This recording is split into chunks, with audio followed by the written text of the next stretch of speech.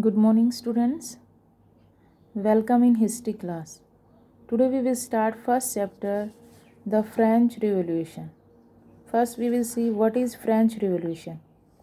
A great social political movement यानी कि France में एक सोशल सामाजिक और राजनीतिक आंदोलन हुआ जिसकी वजह से विच bring following changes in France, जिसकी वजह से फ्रांस में काफ़ी चेंजेस हुए, बदलाव आए, is known as the French revolution.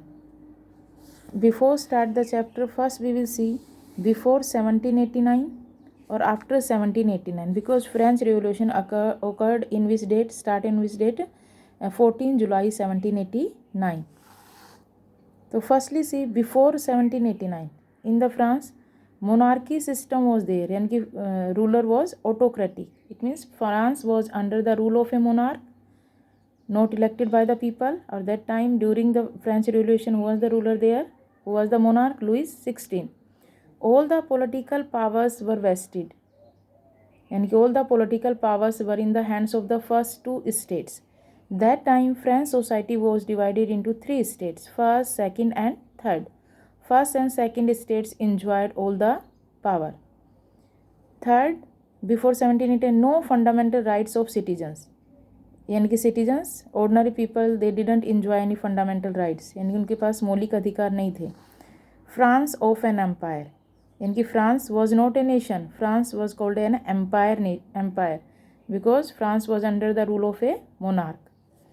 After 1789 what happened? France became a constitutional monarchy. In the starting, he became a constitutional monarchy in 1791. But after that it became a republic. Republic means government elected by the people. But when France again became a monarchy when Napoleon sat on the throne on 1804. That after 1789 French society was divided into two parts: passive and active citizens. Active citizens mean those who got the age of 25, they can cast their vote, and those who can pay the taxes also. After 1789, according to the Constitution, Declaration of Rights of Men, only men, not women, and citizens, and they got the fundamental rights. France became a nation. Now France became a nation, not was under any emperor or ruler or monarchy system. Now first we will see causes of the French Revolution, and how the French Revolution happened. There are the two reasons, long term reasons, and second we can say that immediate reason. Long term reasons कौन से हो सकते हैं? Social reasons, political reasons, economic reasons. जो काफ़ी समय से जो रीजन्स, जो कारण चलते आ रहे हैं, जिनकी वजह से रिवॉल्यूशन हुआ, उसको हम नाम दे सकते हैं लॉन्ग टर्म रीजन्स. और इमीडिएट रीजन्स का मतलब जो तात्कालिक कारण बनते हैं. Social reasons, political, economic reasons तो इस रिवॉल्यूशन के लिए क्या किया? एक फ्यूल का काम किया, एक ईंधन का काम किया. पर जो इमीडिएट रीजन्स था उसने इस फ्यूल के अंदर क्या कर दी? एक स्पार्क, चिंगारी लगा दी. और when spark will met with fuel तो क्या होगा उसे? What will be rise is revolution. इसे एक रिवॉल्यूशन होगा. तो now we will see one by one. Social reason, old order of society. In here we have discuss कि France society was divided into three states. First state, who comes in the first states? Clergy. They enjoyed all the rights, privileged classes by birth. Second states, nobles, aristocrats and rich people, high ranked social class, and most of the resources used by these two states. Third states, common people, all the taxes paid by the third states. It means first and second states were free from paying taxes. Only third states had to pay taxes. 1% of the people own 10% of the land. यानी कि first state, how much percentage of population comprises 1%, or how much resources they were having? 10%. Second states only 2% population was there, or they were having how much percentage land? 25%. But third states They comprise 97% of the people. Owned how much percentage land? 65% of the land. Paid to taxes, तो यानी कि all the burden of the taxes who is having? Third states. Generate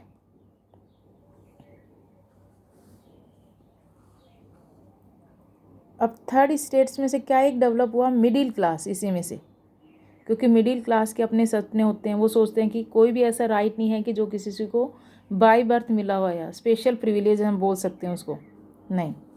तो यानी कि पहला कारण बना social reasons के गति, क्योंकि that time society was divided into 3 state.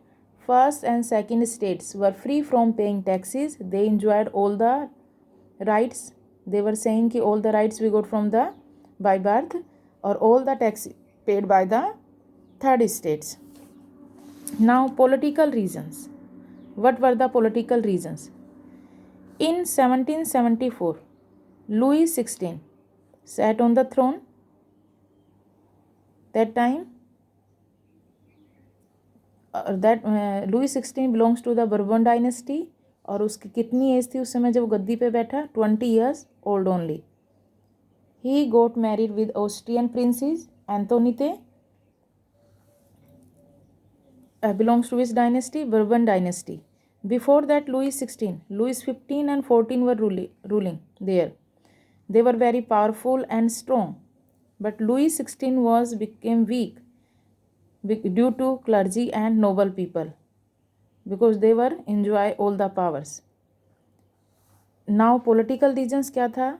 When Louis XVI sat on the throne in 1770, he found empty treasures. उसको खजाना बिल्कुल खाली मिला, शाही खजाना. क्यों? क्या रीजंस थे इसके? War with England. War with England due approximately 30 years. Due to the long years of war the financial resources were drained. This war also added to the debt on France. Second, helping America in freedom struggle. France had helped the 13 American colonies to gain their independence from Britain. क्यों America की help की? क्योंकि Britain उनका भी enemy है तो America का भी एनिमी है, तो अमेरिका को अपना फ्रेंड मानकर किसके खिलाफ उन्होंने किया कि ब्रिटेन को हरा देंगे. तो ये दो अमेरिका की 13 कॉलोनीज़ को जो फ्रीडम गेन करने में हेल्प किसने की? फ्रांस ने. इससे क्या हुआ? Interest on loans. Lenders who gave the state credit that had begun to charge 10% on loan. यानी कि जिन लैंडर्स ने उनको लोन दिया था उस पर कितना परसेंट इंटरेस्ट लेना शुरू कर दिया? अप्रोक्सीमेटली 10%. 10%. फिर expenses on luxuries of king and court. Maintaining an extravagant court at the Palace of Versailles also added to the financial drain.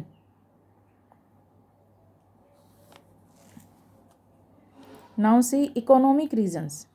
First हमने देखा political reasons में कि empty treasures. When Louis XVI sat on the throne, he found treasures was totally empty. अब इसी के साथ साथ क्या हुआ? Rapid increase in population. ये भी एक इकोनॉमिक रीज़न बना कि वहाँ पर एक तो उनको खजाना खाली मिला, साथ ही 1715 में जो पॉपुलेशन 23 मिलियन थी, 1789 में कितनी हो गई? 28 million. Inflations in food prices. जो फूड प्राइसेस थे वो क्या हो गए? महंगे हो गए, महंगाई हो गए. और वो किसकी वजह से हुआ? उस समय हैवी कोल्ड, और हैवी कोल्ड की वजह से क्या हुआ? फेलियर ऑफ क्रॉप्स उनकी पूरी ख़राब हो गई. तो नाउ सर्वाइवल क्राइसिस, यानी कि लोग अपने जिंदा रहने के लिए प्रयास करने लगे कि कैसे रहा जाए, क्या किया जाए. तो एक समय एक रूमर फैला कि लोग इकट्ठा होकर पैलेस गए, वर्सिल पैलेस, और वहाँ पर लोग चिल्लाने लगे कि we want bread, we didn't get. तो राज दरबारियों ने, मैसेंजर ने राजा को सूचना दी कि बाहर लोग चिल्ला रहे हैं. तो महारानी आई, बोले क्या हुआ? बोले लोग ब्रेड के लिए चिल्ला रहे हैं. तो महारानी ने कहा, क्वीन एंटोनीते ने बोला अगर ब्रेड नहीं मिल रही है तो कोई बात नहीं, लोग केक खा सकते हैं. इट मीन्स वहाँ पर प्रिंसेस को ये नहीं पता था, महारानी को, क्वीन को, कि ब्रेड महंगी आती है, केक महंगा आता है। ये रूमर है, अब इसमें कितनी सच्चाई अभी तक नहीं पता है प्रॉपर। नाउ इमीडिएट रीजंस, क्या ऐसा इमीडिएट तात्कालिक कारण बना? Subsistence crisis. सब्सिस्टेंस क्राइसिस का मतलब an extreme situation where the basic means of livelihood are in danger, जहाँ पर लोग अपनी ज़रूरतों को पूरा नहीं कर पाए डे टू डे लाइफ में। इससे क्या हुआ? The population of France rose from about 23 million in 1715 to 28 million in 1789। तो no increase in food grain production.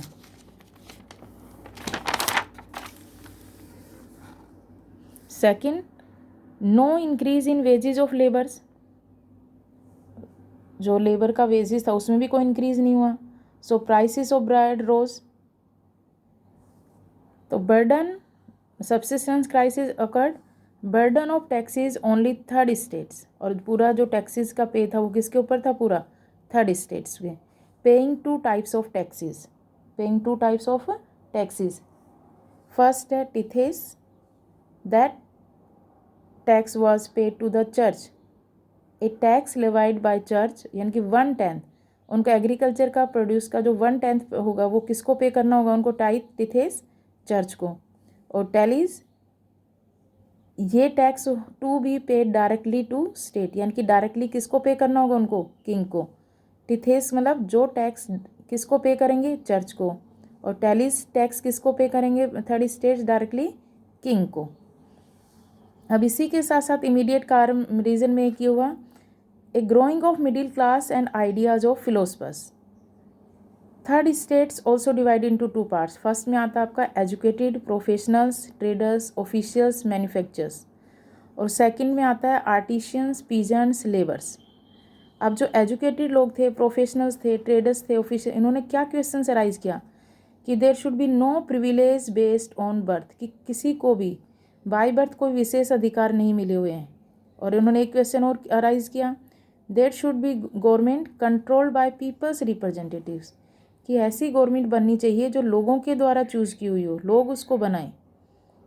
और उनके इन आइडिया को एजुकेशनिस्ट थे, जो एजुकेटेड लोग थे, मिडिल क्लास, उनके इस आइडिया को किसने इंस्पायर करने में हेल्प की? फिलोसफर्स ने। Philosopher who inspired middle class, John Locke. Refute the doctrine of divine and absolute rights, John Locke ने राजा के दैवीय अधिकारों को मना किया कि कोई किसी भी राजा के पास कोई दैविक अधिकार नहीं है। और that book was written by two treatises of government, John Locke and Rousseau propose a form of government. Rousseau ने एक ऐसा आइडिया बताया कि गवर्नमेंट बननी चाहिए but social contract between people and their representatives, यानी कि शासक और लोगों के बीच में कनेक्शन होना चाहिए। पीपल चूजिंग देयर रिप्रेजेंटेटिव्स, वो उनकी ड्यूटी है, but what is the duty of the representatives? It means they will also do the work for the welfare of the people. और which book was written by the Rousseau? The social contract. Nowadays that idea we have adopted in our democratic form of government because we are choosing our representatives. Third philosophers, Montesquieu, the principle of separation of power. इसके according क्या है कि power should not be held only in one person, यानी कि power should be divided. Division of power with in the government between the executives, legislatures and judiciary, यानी कि power should be. तो what is the duty of the legislatures? To frame laws, executives to implement law, and judiciary to maintain the law and order in the society. Or judiciary is an independent body in our nowadays also in the democratic form of government we have adopted 3 organs of the government. They can check to each other's powers, otherwise one government will misuse the power. Or that book was written by the spirit of the law. Next point, meeting of States General. That was also the immediate cause. Meeting of States General means was a political body of France, that where 3 states sent their representatives. Or why that State General called by the monarch on 5th May 1789? Because they want to increase the taxes. What is the composition of States General? First states, second states, third state. Representatives, how many representatives they can send? 300, 300, 600. But what is the value? 1 vote, 1 vote, 1 vote. यानी कि each state 1 vote only. But third states, members of third states demanded voting should be conducted by assembly as a whole, यानी कि each man 1 vote, यानी कि democratic principle. Or when they met called that meeting, first and second state, they were sitting in the front seat and third states was standing like this. Even artisans, 1 person 1 vote. King didn't accept that demand. They walked out. When king didn't accept that demand, they walked out. But king rejected this and 3 states walked out. यानी कि first और second row में बैठने का अधिकार किसको था? सिर्फ फर्स्ट और सेकंड स्टेट्स को. और थर्ड स्टेट्स के लोग क्या करेंगे? सिर्फ they will only stand like this.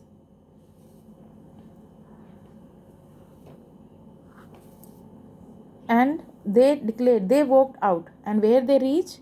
In tennis court, or where they declared themselves National Assembly, or that National Assembly will frame the constitution for the country in 1791 or restrict the power of the king.